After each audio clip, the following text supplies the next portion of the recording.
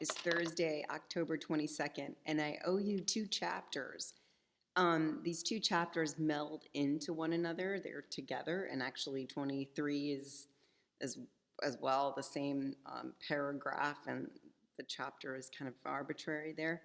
However, I wanted to put forth the journeys of Paul, which kind of come to a conclusion on the 21st in the 21st chapter of Acts.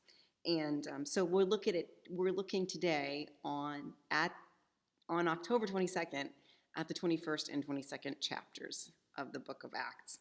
And so we start out with Luke in first person plural again. So he's there with them, apparently, or he's legitimating his narration of the story by including himself in it. This is where they go to the little islands of Kos, Rhodes, and Patara, and they take a ship bound for Phoenicia, and they land in Tyre. I don't really, that's Tyre is the name of the place.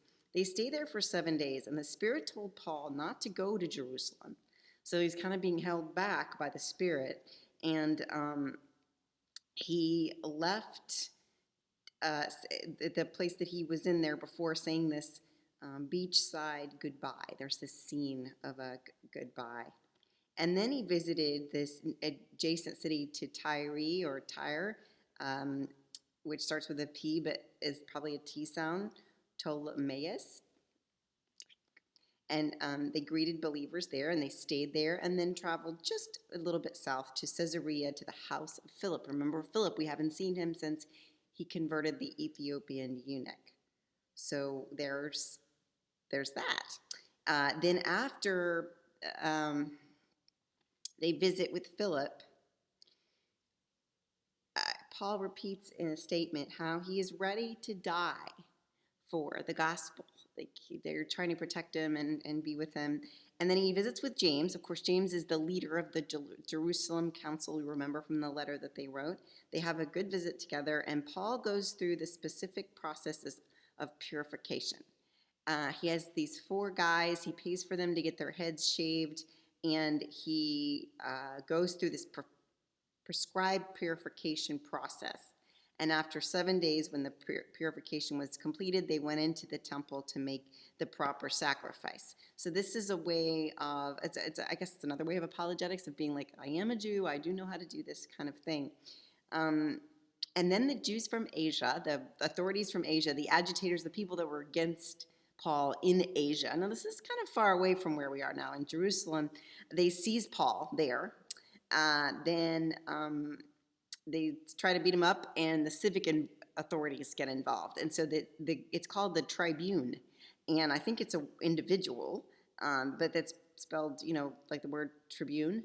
And so that person, whoever they are, mistakenly thinks that Paul is this Egyptian who led this revolt against Rome. And then they figure out that that's not him when he is allowed to address the people, and he does so in Hebrew. He says, I'm a Jew, and I am a born Roman citizen. And that makes all the difference, because they had bound him and they're ready to flog him when he points out that he is actually a Roman citizen, a born Roman citizen, and they release him.